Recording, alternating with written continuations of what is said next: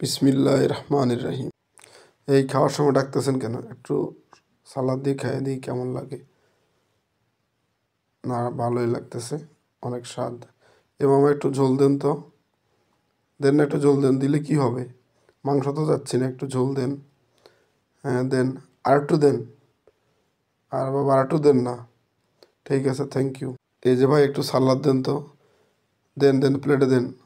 আর দেন না ভাই, দিলে কি হবে? আচ্ছা ঠিক আছে, প্লেটটা দেন, আমি নিজে নিয়ে খাচ্ছি।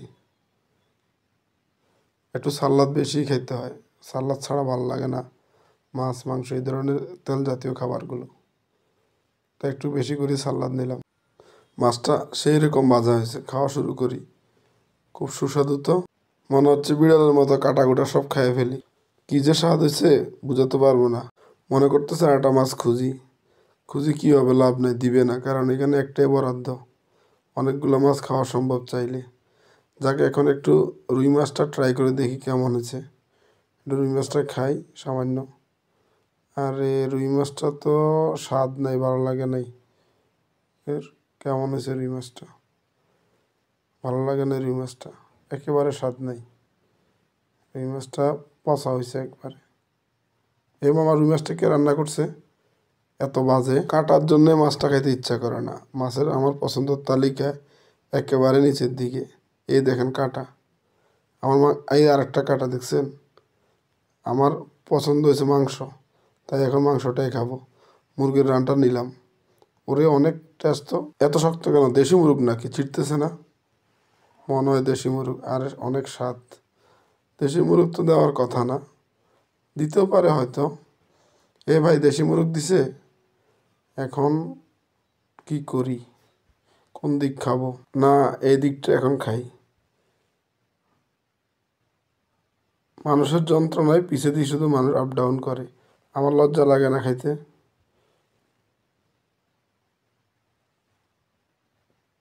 কি যে মজার একটা মাংস!